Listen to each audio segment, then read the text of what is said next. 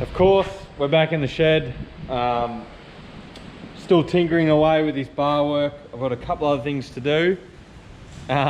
It's been raining a bit, which is really hard to see because I would love to be out driving, but I'm committed to finishing this, and there is a very tight time schedule I've got coming up, so I really need to get it done. So today, what I am going to do is, I'll actually get it.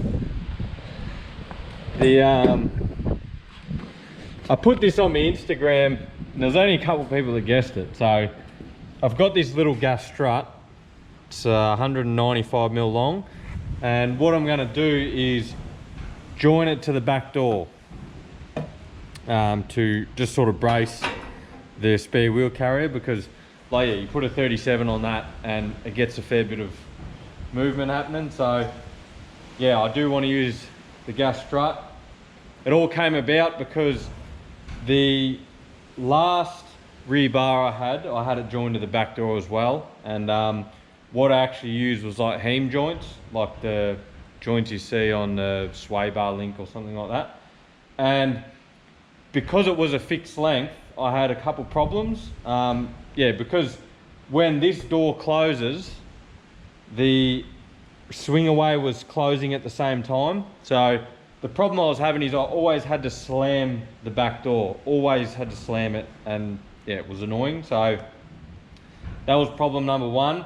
And problem number two was, because it's a fixed length, if it's not adjusted properly, you know, you could have it, when you slam the door, it could be pulling it in, or when you close the door, it could be too long and pushing out.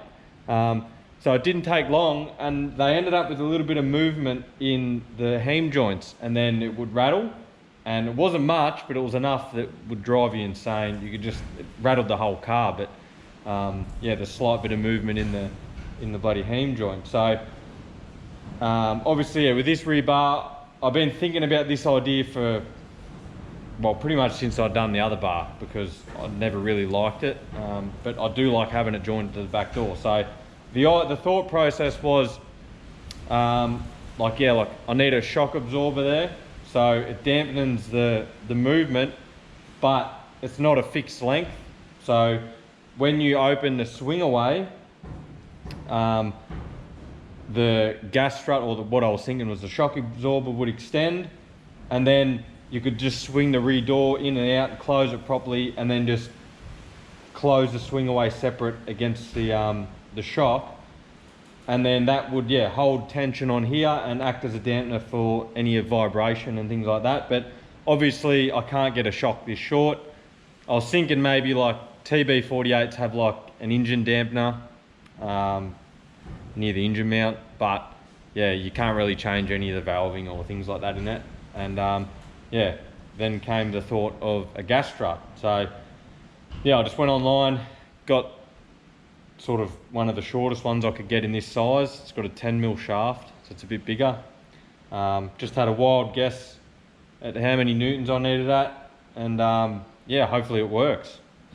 And the ends, I'm not sure if they'll flog out or not, but obviously with movement in the shaft, they should last, I'd assume. But again, I haven't done this before, so yeah, shouldn't be too bad, but at least they're easily replaceable. Just unscrew the ends, and yeah, if I have to replace the ends or something like that. So yeah, I'm actually keen to see how this works, because this can only be so strong, and your weak points down here.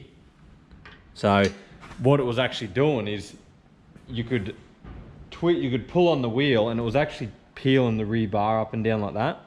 Obviously I've still got to brace it to the chassis, so that will help as well.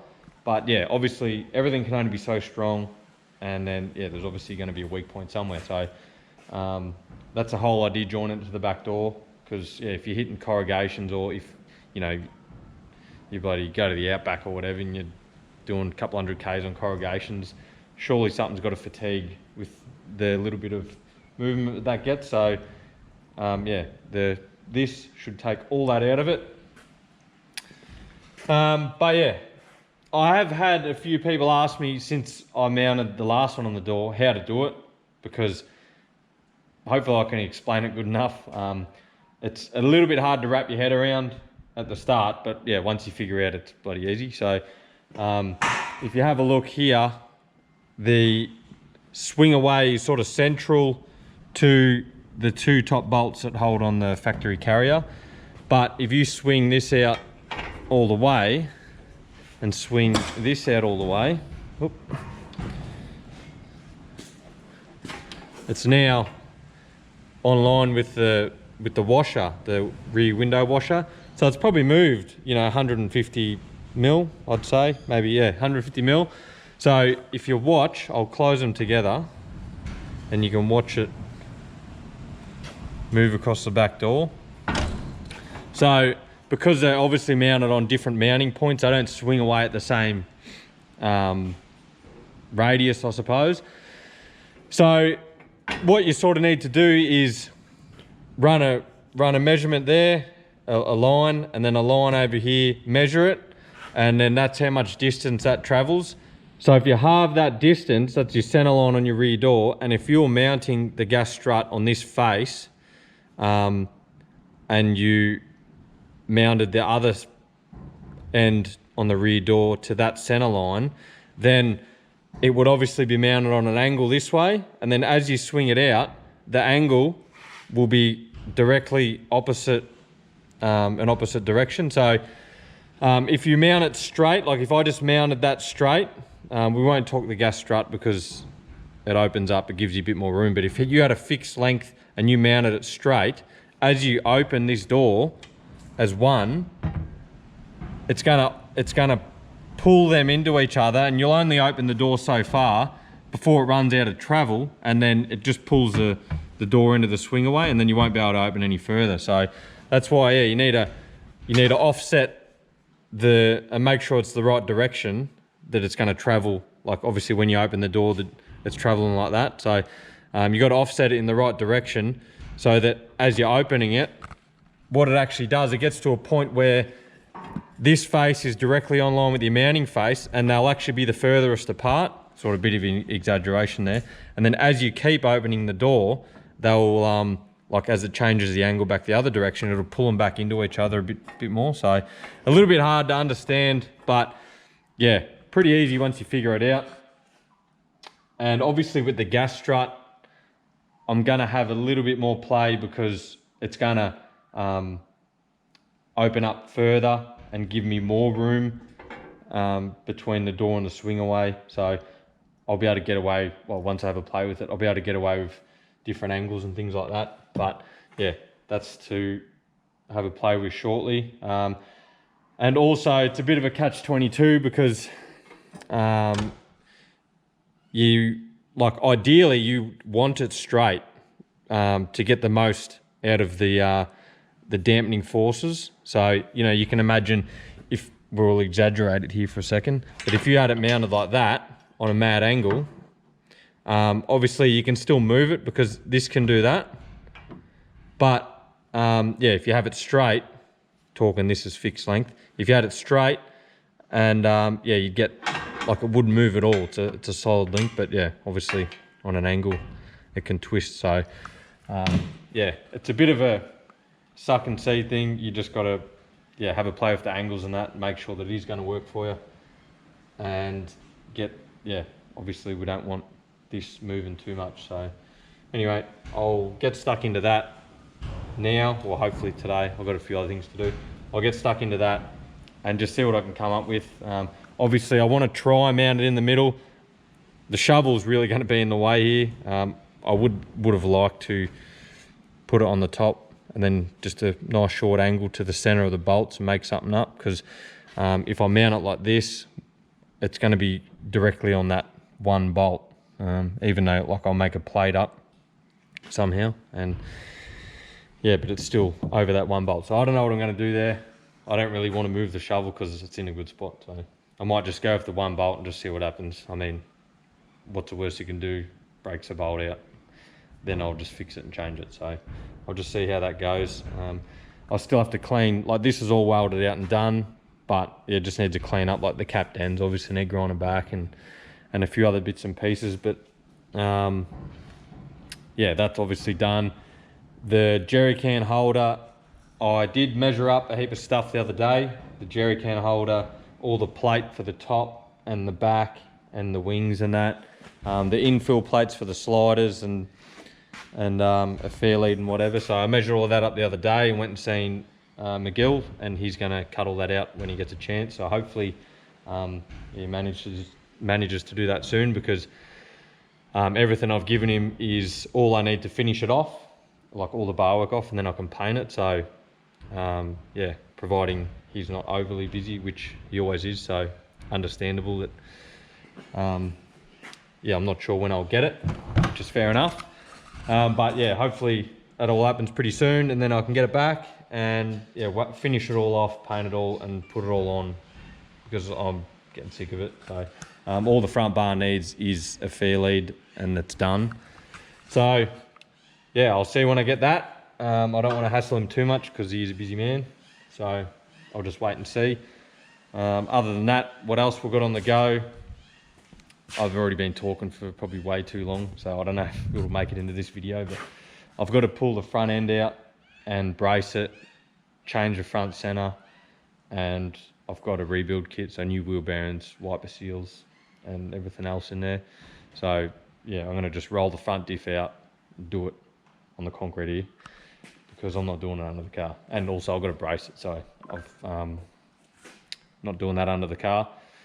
So it's only the axle tube brace. I've already braced the knuckles and that. So the engineer just wanted the axle tube braced, fair enough. And yeah, I've picked up a GU rear over there somewhere, which is got to go in the back obviously. And I've ordered a brace kit for that, but that won't be for a couple of weeks. So that's annoying. But yeah, there's still a lot to do, and I really need to get it done. So we'll get into doing something. I've been crapping on for way too long.